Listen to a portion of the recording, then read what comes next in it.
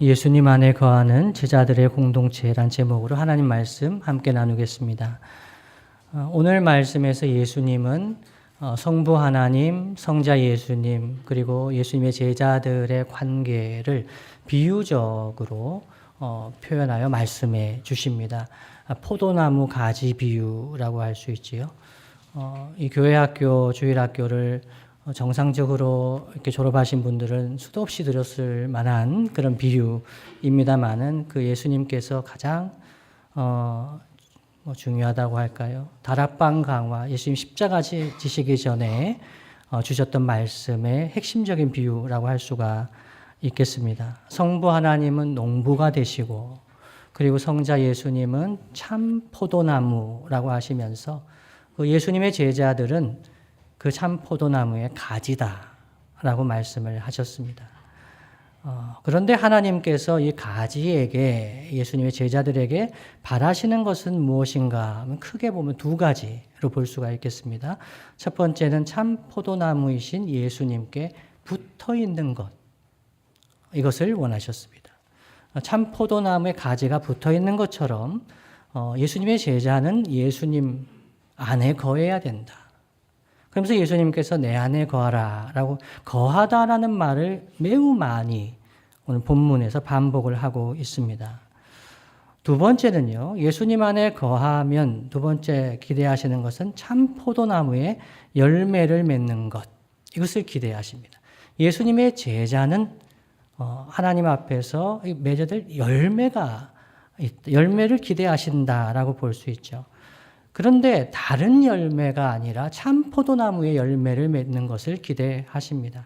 이것을 알 수 있는 것이 이사야 5장 7절 말씀인데요. 이사야 5장 7절 말씀에 보시면 무릇 만군의 여호와의 포도원은 이스라엘 족속이요 그가 기뻐하시는 나무는 유다 사람이라. 이스라엘과 유다의 하나님께서 기대하신 그 포도나무의 열매가 있는데요. 그들에게 정의를 바라셨더니 도리어 포악이요 그들에게 공의를 바라셨더니 도리어 부르짖음이었도다 라고 말씀을 하셨습니다. 그래서 포도원이라고 할 수 있는 하나님 나라 공동체, 이스라엘 공동체에 하나님께서 기대하셨던 것이 첫째는 정의였다. 이 정의는 히브리어로 미슈파트라고 합니다. 근데 정의를 바라셨는데 도리어 포악이요 이렇게 얘기하죠. 이 포악은 히브리어로 미슈파흐입니다. 기억하실 필요는 없습니다. 근데 뭘 기억하셔야 되냐면 이 정의의 미슈파트와 발음이 비슷하다는 겁니다. 하나님께서 기대하신 열매는 미슈파트였는데 실제로 비슷한 게 맺힌다는 거죠. 그러니까 우리의 인생에도 하나님께서 뭔가 열매를 기대하시는데 마귀는 비슷한 걸 가지고 그것이 열매라고 생각하고 그것을 영광스럽게 생각하게 하는 거죠. 그리고 그들에게 공의를 바라셨더니 이 공의는 째다카입니다. 째다카.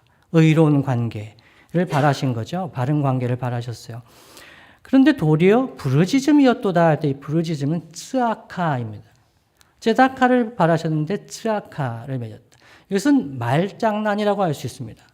그러니까 이것을 통해서 하나님께서 기대하시는 열매, 의와 공도, 이렇게 째다카와 미슈파트, 아브라함에게 언약하실 때에 기대하셨던 하나님 나라 공동체 하나님 기대하시는 의와 공도의 삶을 그 열매가 맺히기를 바라셨는데 그러지 못했다는 겁니다. 그래서 예수님께서 오셔서 참 포도나무라고 하시는 것은 예수님이 참 이스라엘이시라는 것을 드러내는 겁니다. 그래서 참 이스라엘에 속한 가지들이 어떤 열매를 맺어야 할 것인가 우리가 생각해 볼 필요가 있는 거죠. 그래서 오늘 우리 말씀을 통해서 의와 공도의 열매를 맺는 삶을 살기 위한 필요 조건, 그것이 이제 예수님 안에 거하는 것인데 예수님 안에 거한다는 것이 무엇인지 첫 번째 생각해 보고요. 두 번째는 예수님 안에 거하는 제자들의 공동체는 어떤 공동체인가에 대해서 함께 생각해 보겠습니다. 먼저 본문에서 거한다라고 번역된 그 헬라어 동사는 메노라는 동사인데요. 이것은 주어진 장소뿐만 아니라 어떤 상황 또 어떤 관계 속에서 머무르고 지속하고 때로는 기다린다는 의미도 담고 있습니다. 예수님 안에 거하라 라고 말씀하셨을 때 이것은 예수님과의 관계를 지속하고 유지하라는 말씀으로도 해석을 할 수가 있는 거죠. 그래서 예수님 안에 거한다. 내가 예수님 안에 거하는데요. 주일에 매주 예배 참석하고 내가 무엇도 하고 이것도 하고 여러 가지 이야기할 수 있겠지만 예수님 안에 거한다는 것이 내포하고 있는 것은 예수님과의 바른 관계를 지속하고 유지하는 것. 이것이 열매 맺는 삶을 위해 중요한 조건이 된다라고 말씀합니다. 예수님과의 관계를 지속하고 유지하는 게 그렇게 중요할까? 그 당시 제자들의 상황을 보면 이해할 수가 있습니다. 그 당시 제자들은 불안했습니다. 예수님이 이스라엘의 왕이 되셔서 유월절 명절에 온 많은 사람들 앞에서 왕으로 등극하셔야 하는데 예수님은 사람들 앞에 나타내시고 사람들에게 말씀하시는 것보다는 제자들에게만 예수님을 나타내시고 말씀을 하시니까 그러면서 제자들 중에 한 명이 배반할 것이라고 하시고 팔릴 것이라고 말씀하시니까 제자들이 불안했습니다. 내가 이 예수를 계속 따라야 하는가? 이미 내가 생업을 버리고 가족을 떠나서 이 예수를 그리스도라고 믿게 되면서 인생을 걸었는데 이 예수는 죽을 것을 이야기한다. 불안했습니다. 그래서 베드로는 이 불안할 때 꼭 이렇게 오버하는 사람들 있잖아요. 다른 사람은 주님을 떠나도 저는 죽기까지 절대로 떠나지 않겠습니다. 라는 베드로도 있었지만 가룟 유다는 떠났습니다. 다른 제자들도 그런 불안한 마음이었습니다. 그때 예수님께서 내 안에 거하라 말씀하신 거죠. 근데 혹시 오늘 본문의 말씀이 좀 부담스럽게 느껴지는 분도 있으실 수 있습니다. 제가 예전에 그랬습니다. 예를 들어 볼까요? 5절 말씀을 함께 한번 읽어보겠습니다. 5절 말씀 함께 읽습니다. 시작.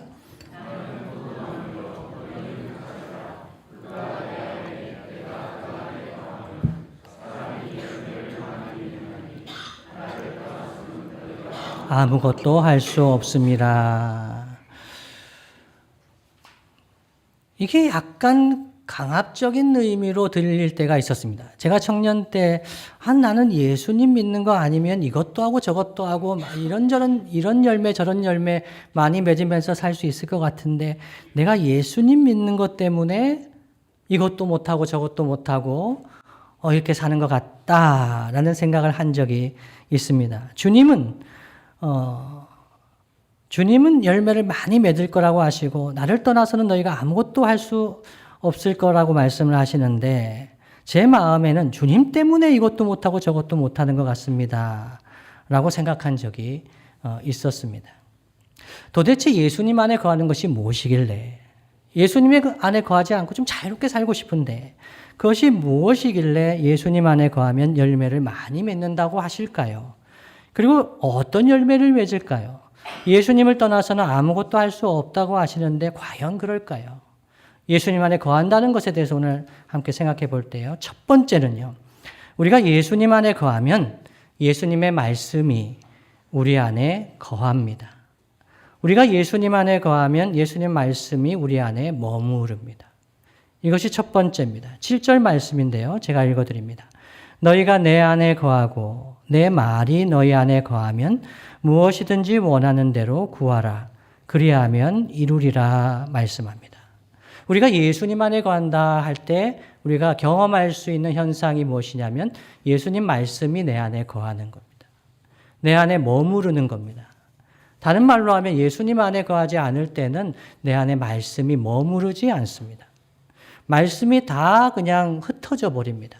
새가 와서 물어가든지 어떻게 바람에 그냥 쓸려가든지 말씀이 머무르지 않는 상태, 그 상태가 위험한 상태입니다. 예수님 안에 거하는 사람은 성령 안에서 예수님의 말씀을 지속적으로 공급을 받습니다. 위기의 때든지 어려움의 때 더 말씀을 공급받습니다. 여러분, 나무가 줄기를 붙들까요? 아니면 줄기가 나무를 붙들까요?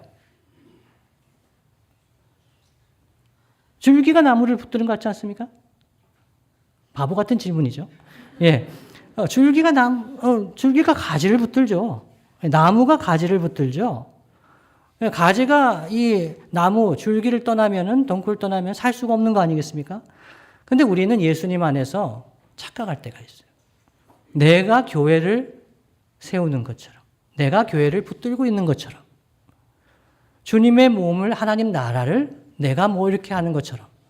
근데 우리 예수님의 제자들, 가지들은 이 포도나무, 참 포도나무 예수님으로부터 말씀을 공급받고 생명을 공급받고 은혜를 공급받으면서 삽니다. 근데 이 가지가 약해질 때, 가지가 이렇게 상처를 입는다든지 이러면 그 줄기에서 나오는 진액, 그 생명, 그 은혜, 그 말씀이 더 많아집니다.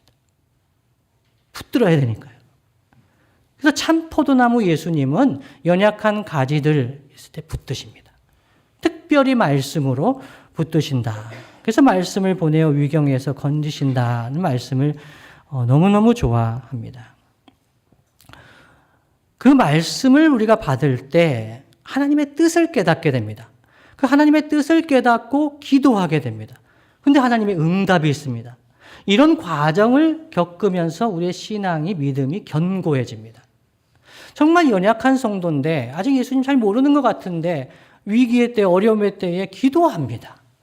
그때 하나님의 뜻을 깨닫고 하나님의 뜻을 가지고 기도하면서 하나님이 응답하시는 걸 경험합니다. 특히 초신자 때 이런 응답들이 좀 많은 편입니다. 이 좀 오래된 신자들은 견디는 게 더 많습니다. 견뎌야 됩니다. 그래야 좋은 열매, 그건 좀 오래 견뎌야 되지 않습니까? 인내하게 하시는데 초신자 때는 말씀을 주시고 기도하게 하시고 응답받게 하시고 관계가 강해집니다. 그런데 이 관계에 문제가 생기면 말씀이 들리지 않고 깨달아지지 않습니다. 사람 관계에서도 그렇지 않습니까? 여러분 어떤 사람과의 관계가 별로 좋지 않아지면 그분이 하는 얘기가 들립니까? 안 들립니까? 안 들립니다. 안 들립니다. 그 말씀을 곡해하기도 쉽습니다. 예를 들면 어머니 아버지와 관계가 좀 안 좋을 때 제 경험입니다. 어머니 아버지는 좋은 말로 말씀하신 거예요. 사랑의 마음으로 밥 먹고 다녀라. 그러면 저는 어떻게 반응을 하죠? 알아서 먹어요. 왜 이런 반응이 나오는 거죠? 예, 관계에 문제가 있을 때. 하나님과의 관계에 문제가 생기면 말씀이 잘 안 들리고 말씀이 오해가 된다. 첫 번째입니다. 두 번째는요. 예수님 안에 거하면 예수님의 사랑 안에 거하게 됩니다. 나를 떠나서는 너희가 아무것도 할 수 없다. 이것은 사랑하는 예수님의 말씀입니다. 내가 너를 이렇게 사랑한다. 내 안에 거하라. 열매를 풍성히 맺게 될 거다. 사랑의 예수님의 말씀이죠. 9절 말씀 다 함께 한번 읽어보겠습니다. 9절입니다. 시작. 아버지께서 나를 사랑하신 것 같이 나의 사랑 안에 거하라.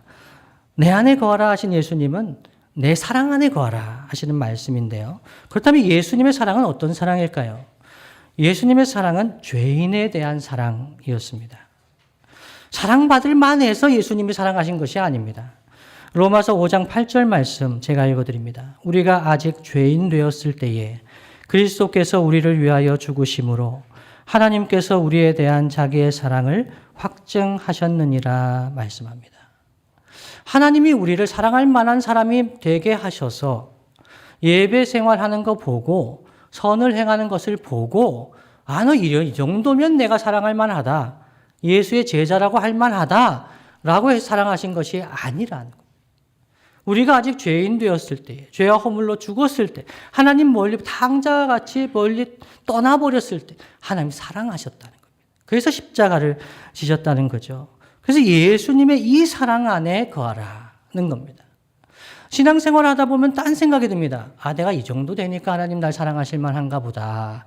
집안의 음덕, 어떤 좋은 집안과 별의별 걸 다 붙여가지고 내 성격과 내 사랑받을 만한가? 하나님 우리 사랑하신 것은 우리가 죄인 되었을 때에. 그래서 제자들에게 예수님의 사랑, 이미 받은 그 사랑 안에 거하라, 머무르라, 그 사랑을 누리라 라고 말씀을 하셨습니다. 그렇다면 사랑받은 제자들이 예수님의 사랑 안에 거하려면 어떻게 해야 될까요? 예수님 우리를 사랑하셨다고 하는데 그 사랑 안에 거하려면 성경 공부도 많이 하고 또 그 기억하고 또 예수님을 기도도 많이 하고 어떻게 하면 예수님의 사랑 안에 거할 수 있을까? 예수님 사랑을 많이 받았으니까 예수님을 많이 사랑해야 되겠지요? 주님은 그렇게 얘기하시지 않습니다. 나를 사랑하라 이야기하지 않으시고 제자들이 서로 사랑하면 예수님의 사랑 안에 거할 것이라고 말씀하십니다. 10절 말씀 다 함께 한번 읽어보겠습니다. 10절 말씀입니다. 시작. 내가 아버지의 계명을 지켜 그의 사랑 안에 거하는 것 같이 너희도 내 계명을 지키면 내 사랑 안에 거하리라. 예수님이 아버지의 계명을 지켜서 아버지 하나님 사랑 안에 거한다고 하십니다. 그러니까 너희도 내 계명을 지키면 내 사랑 안에 거할 거다. 예수님의 계명이 뭘까요? 12절 말씀입니다. 함께 읽습니다. 시작. 내 계명은 곧 내가 너희를 사랑한 것 같이 너희도 서로 사랑하라 하는 이것이니라. 아멘. 예수님의 계명을 지키면 예수님의 사랑 안에 거할 거다라고 합니다. 그럼 예수님의 계명은 예수님 사랑하라는 것이 아니라 내가 너희를 사랑한 것 같이 너희도 서로 사랑하라는 것이 예수님의 계명입니다. 다른 말로 말씀드리면 우리가 서로 사랑할 때, 예수님의 사랑으로 서로 사랑할 때 그때 예수님의 사랑 안에 거한다. 는 말씀입니다.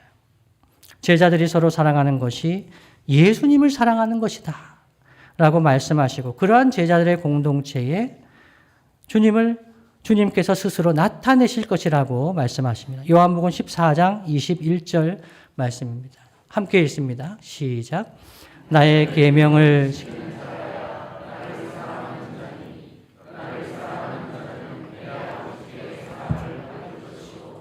나도 그를 사랑하여 그에게 나를 나타내리라. 아멘. 예수님이 내 안에 거하라 라고 하시는 그 초대는 독점적인 사랑을 요구하시는 것이 아닙니다. 세상을 사랑하지 말고 뭘 사랑하지 말고 나만을 사랑해라 라고 하시는 분이 아니십니다. 아버지 하나님께서 예수님을 보내실 때 예수님께서 아버지 계명을 지키셨다고 하는데 그 계명은 사람들을 위하여 십자가 죽으심으로 대속의 죽으심으로 구원하시는 것이었습니다. 예수님께서도 우리를 사랑하시면서 우리에게 계명을 말씀하시는데 예수님을 사랑하라고 하지 않으시고 내가 위하여 죽은 이 사람들을 사랑하라. 서로 사랑하라 라고 말씀해 주시는 거죠. 제자들이 서로 사랑하여 섬길 때 성부, 성자, 성령 삼위 하나님의 이 사랑의 교제 가운데 참여하게 하십니다. 코이노니아 하게 하십니다. 누리게 하십니다. 그래서 저는 설립 40주년을 맞이한 우리 교회가 서로 사랑하는 예수님의 제자 공동체로 성장하며 성숙하기를 진심으로 바라며 기도하고 있습니다. 그런데 여러분, 서로 사랑한다는 것은 매우 추상적입니다. 서로 사랑하는 것이 무엇일까요? 사실 여러분 이 자리에 이 봄날에 예배 자리에 나오신 여러분들은 교회와 성도들을 사랑하시지 않습니까? 다른 말로 하면 사랑하지 않는다고 할 수는 없지 않겠습니까? 그렇지 않습니까? 그런데 사랑한다는 것이 도대체 무엇일까? 좀 어려운 말로 한다면 조작적인 정의가 필요합니다. 실천적인 정의가 필요합니다. 개념적으로는 사랑한다라는 것이 있습니다. 그런데 그것이 구체적으로 무엇을 의미하는가? 조작적인 수준, 오퍼레이셔널 레벨이라고 합니다. 그 레벨에서 뭘로 재정의할 거냐는 겁니다. 그렇게 내가 사랑하고 있는가? 주님은 어떻게 사랑하기를 원하셨는가 하는 것을 생각해 볼 필요가 있습니다. 저는 그래서 요한복음의 맥락에서 볼 때 저는 서로 사랑하는 것이 세 가지라고 생각합니다. 첫째는 서로 섬기는 것. 둘째는 서로 세우는 것. 셋째는 함께 하나가 되는 것. 그래서 앞자리를 따서 섬세함. 이렇게. 우리 연합수련회의 주제가 이렇게 그 배너에 적혀 있죠. 섬세함이 되어 있는 것이 서로 사랑하는 모습, 예수님께서 말씀하신 것, 요한복음의 맥락에서 우리가 볼 수 있습니다. 첫 번째는 서로 사랑하면 서로 섬깁니다. 사랑하면 섬기게 됩니다. 그래서 예수님께서도 내가 너희를 사랑한 것 같이 너희도 서로 사랑하라 라고 12절에서 말씀하셨는데요. 그 제자들이 예수님의 사랑을 경험한 적이 있습니다. 예수님께서 그 다락방 강화를 하실 때 13장에 처음에 뭐를 하셨죠? 예수님께서 자기 제자들을 사랑하실 때 끝까지 사랑하시니라 하면서 예수님께서 제자들의 발을 씻어 주셨습니다. 주와 선생이 되어 발을 씻었으니 너희도 이렇게 발을 씻어주라. 섬기라. 이것이 사랑의 표현이다 라고 말씀하신 것이죠. 내가 너희를 사랑한 것 같이 너희도 서로 사랑하라 할 때 제자들은 이것을 기억했을 것입니다. 그 섬김의 절정은 십자가 대속의 섬김, 죽으심이었습니다. 마가복음 10장 45절 말씀입니다. 제가 읽어드립니다. 인자가 온 것은 섬김을 받으려 함이 아니라 도리어 섬기려 하고 자기 목숨을 많은 사람의 대속물로 주려 함이니라 말씀합니다. 예수님 오신 것은 사랑받으러 오신 것이 아닙니다. 예수님 오신 것은 섬김받으러 오신 것이 아닙니다. 예수님 오신 것은 섬기려 하고 도리어 자기 목숨을 많은 사람의 대속물로 주려 하심이라 라고 말씀하십니다. 그래서 가정이나 교회나 사랑하는 사람은 섬기게 되는 것 같습니다. 그리고 사람들 중에서 특히 가족 중에서 누가 먼저 섬깁니까? 더 사랑하는 사람이 섬기는 것 같습니다. 예를 들어서 부모가 자녀를 사랑할 때 섬깁니다. 섬길 마음이 안 들다가도 자녀를 섬기게 됩니다. 특히 조부모님들이 놀랍습니다, 여러분. 조부모님들이 손주를 섬기시더라고요. 저는 정말 약간 배신감도 느꼈습니다. 부모님이 전혀 그러지 않으신 분이었는데 손주에 대해서는 이 사랑이 유했던 건가 싶을 정도로 섬기시는 거죠. 똥기저귀를 갈아주시면서도 섬기시는 거죠. 왜 그럴까요? 사랑하기 때문입니다. 그 부모님과 조부모님의 사랑과 섬김을 받으면서 우리가 지금 이 자리에 서 있는 것을 기억하게 됩니다. 여러분, 교회와 하나님 나라 공동체도 그런 것 같습니다. 뚜레교회 40주년을 보내고 있습니다. 지금까지 교회와 성도를 사랑하여 섬긴 분들 덕분에 우리가 이 자리에서 주님의 몸을 이루고 하나님께 예배드리고 있는 것 같습니다. 섬기는 분들이 없었으면 세워질 수가 없는 거죠. 40주년을 맞이하며 여러 가지 행사를 할 수 있지만 저희는 지금까지 사랑으로 섬겨주신 신앙의 선배들을 기억하고 감사하는 일을 함께 했으면 좋겠습니다. 이것이 첫 번째입니다. 서로 사랑하면 섬기게 됩니다. 둘째는요, 서로 사랑하면 사람을 세우고 관계를 세웁니다. 예수님께서도 제자들을 한 사람씩 택하여 부르시고 세우셨습니다. 요한복음 15장 16절 말씀 제가 읽어드립니다. 너희가 나를 택한 것이 아니요 내가 너희를 택하여 세웠나니 이는 너희로 가서 열매를 맺게 하고 또 너희 열매가 항상 있게 하여 내 이름으로 아버지께 무엇을 구하든지 다 받게 하려 함이라 말씀하셨습니다. 예수님께서 그 가지들, 성도들, 예수의 제자들을 부르시고 택하시고 세우셨습니다. 그 세우신 분들을, 그 제자 공동체를 부르시고 세우셨을 뿐만 아니라 지켜 보호하셨습니다. 그 관계를 지키셨습니다. 요한복음 17장 12절 말씀 함께 한번 읽어볼까요? 함께 읽습니다. 시작. 내가 그들과 함께 있을 때에 내게 주신 아버지의 이름으로 그들을 보존하고 지키었나이다. 그 중에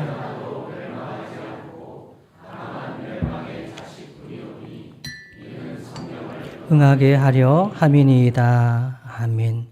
주님은 제자 공동체 제자들을 부르시고 세우시고 그러면서 그들을 지키셨습니다.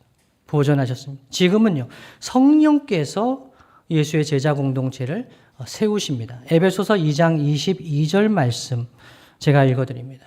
너희도 성령 안에서 하나님이 거하실 처소가 되기 위하여 그리스도 예수 안에서 함께 지어져 가느니라 말씀합니다.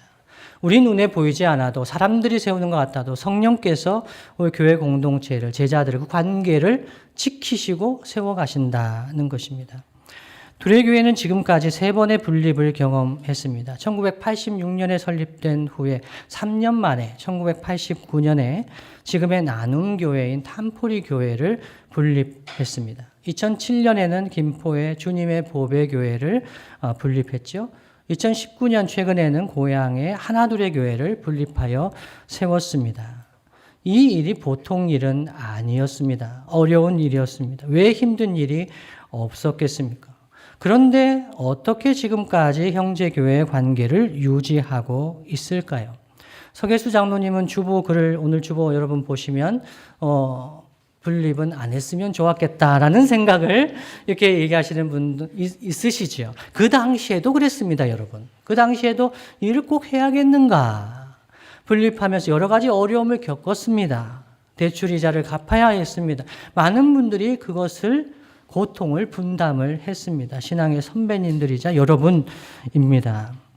어떻게 지금까지 형제교회 관계를 유지하고 있을까? 저는 성령님의 도우심도 물론이거니와 할 말이 많아도 참고 사랑으로 사람을 세워주고 관계를 세워주신 선배님들 덕분에 지금 이 형제교회들이 이 관계를 유지하며 지나고 있는 것이 아닌가 그렇게 생각을 합니다. 마지막으로 서로 사랑한다는 것이 무엇인가 실천적으로 볼 때 함께 하나가 되는 것입니다. 서로 사랑하면 함께 하나가 됩니다. 물론 사랑하기 때문에 헤어지자 뭐 이렇게 얘기하는 철없는 인생도 있습니다만은 사랑하면 그 공동체 하나됨을 지키려고 애를 쓰게 됩니다. 이것이 제자들을 사랑하신 예수님의 간절한 소원이었습니다. 요한복음 17장 11절 말씀에 이렇게 주님이 기도하셨습니다. 나는 세상에 더 있지 아니하오나 그들은 세상에 있사옵고 나는 아버지께로 가옵나니 거룩하신 아버지여 내게 주신 아버지의 이름으로 그들을 보존하사 우리와 같이 그들도 하나가 되게 하옵소서 기도하셨습니다. 성부, 성자, 성령 하나님이 사랑 가운데 하나 되시고 교제하시는 것처럼 그 예수의 제자 공동체도 서로 사랑하면서 특별히 함께 하나가 되게 하옵소서라고 기도하셨습니다. 그래서 성령님도 우리를 하나 되게 하십니다. 에베소서 4장 3절 말씀 함께 한번 읽어보겠습니다. 시작. 평안에 매는 줄로 성령이 하나 되게 하신 것을 힘써 지키라 말씀합니다. 왜 힘써 지키라고 하실까요? 성령님 하나 되게 하시면 평안에 매는 줄로 하나 되게 하시면 다 되는 거 아닙니까? 우리의 현실에서는 이렇게 하나 되는 것이 어렵습니다.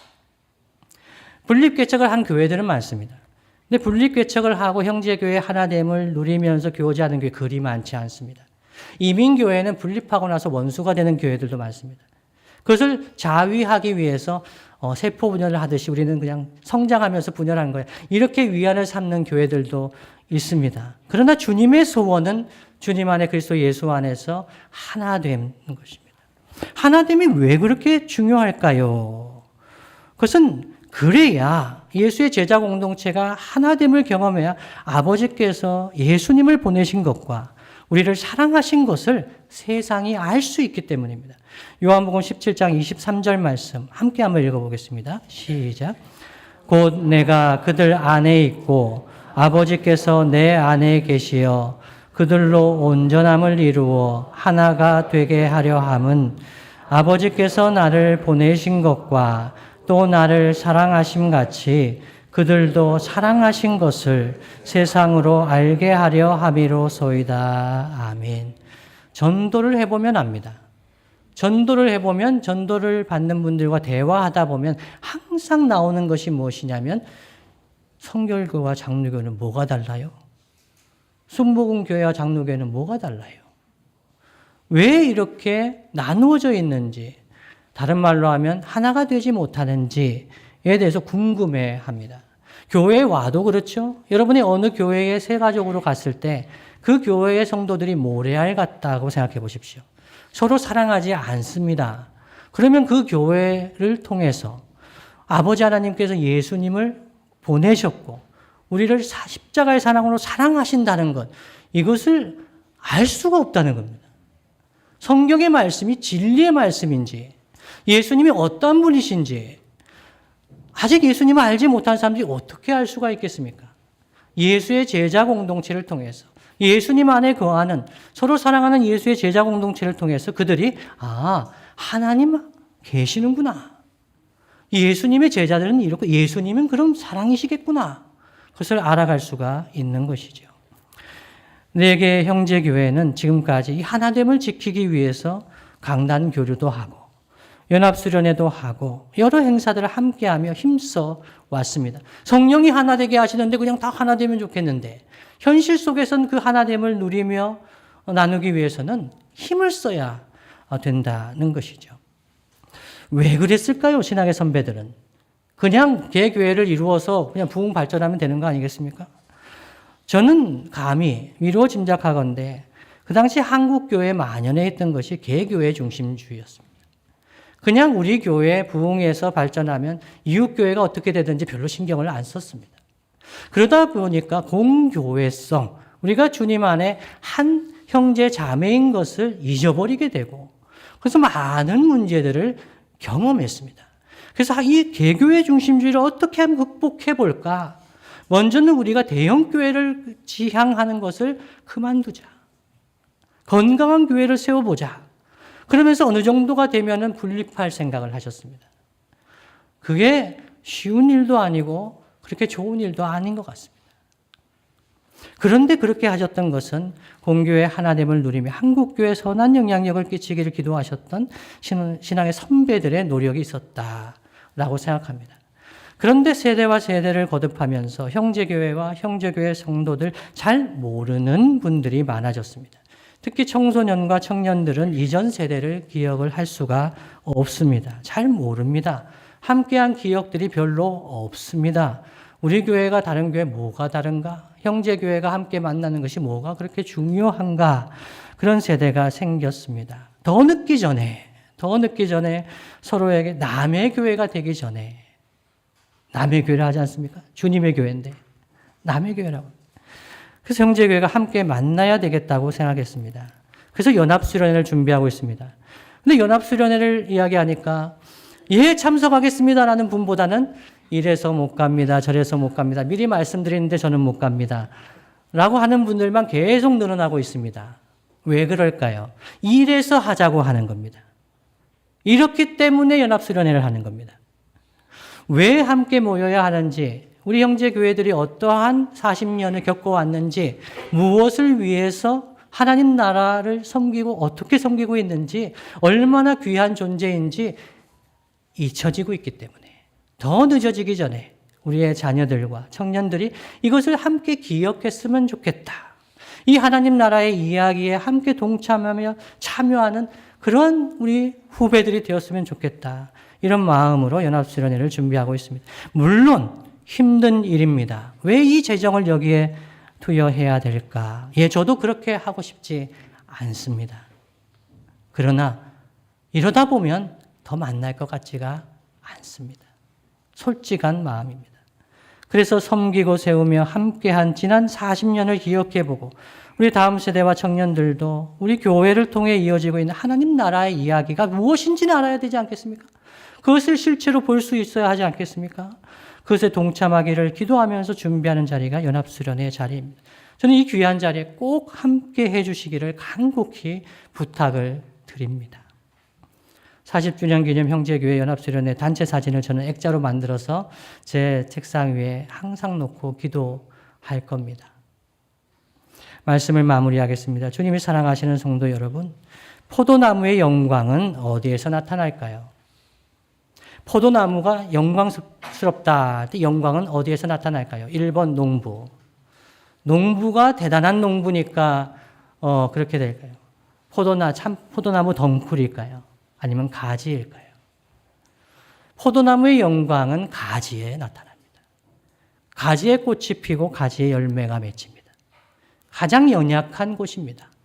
그러나 그 포도나무가 앙상해 보이는, 메말라 보이는 그 덩쿨이 이 가지들 통해서 꽃을 피우고 열매를 맺습니다. 주님의 모습은 메마르고 볼품없는 모습일지라도 가지를 통해서 예수님의 제자 공동체를 통해서 서로 사랑하며 섬기고 세워주며 하나 되는 그런 공동체를 통해서 하나님 나라의 열매가 맺힙니다. 의와 공도의 열매가 맺힙니다. 근데 의와 공도의 열매가 맺히기 위해서 필요한 것이 무엇이냐면 예수님 안에 거하는 겁니다. 예수님 사랑 안에 거하고 예수님 말씀 안에 거하면서 서로 사랑하는 공동체를 세워나갈 때 의와 공도가 무엇인지를 세계 열방 가운데 보여줄 수 있는 공동체가 됩니다. 주님은 이 가지 같은 공동체, 예수의 제자 공동체를 통해서 영광을 받으시고 그 공동체와 영광을 나누신다고 말씀하십니다. 요한복음 17장 10절 말씀 이렇게 증거합니다. 내 것은 다 아버지의 것이요 아버지의 것은 내 것이온데 내가 그들로 말미암아 영광을 받았나이다 말씀합니다. 예수님 그 당시에 제자들이 뭐 볼 것 있습니까? 조금 있으면 다 모른다고 떠나갈 버리고 예수님 버리고 떠나갈 사람들인데 예수님 그 제자들 보고 내가 영광을 받았습니다. 라고 하시는 거죠. 그러면서 요한복음 17장 22절에 이렇게 기도하십니다. 내게 주신 영광을 내가 그들에게도 주었사오니 이는 우리가 하나가 된 것 같이 그들도 하나가 되게 하려 함이니이다 말씀하십니다. 주님은 그 영광을 그 제자 공동체와 나누십니다. 독점적으로 자기만 영광 받으시고 사랑받으시고 그러한 분이 아니십니다. 제자 공동체를 영화롭게 예수님을 나타내시면서 영광을 나타내십니다. 참 포도나무 주님이 주시는 그 영광이 가지 공동체에 나타날 때 예수님의 제자들은 주님의 사랑 안에 거하며 서로를 사랑하며 섬기고 세운 함께 하나 되는 공동체를 통해서 의와 공도를 행하며 하나님 영광에 참여하게 됩니다. 주님 다시 오실 때까지 주님의 사랑 안에 거하며 서로 사랑하며 하나님을 영화롭게 하는 우리 교회, 저와 여러분 되시기를 예수님의 이름으로 축복합니다.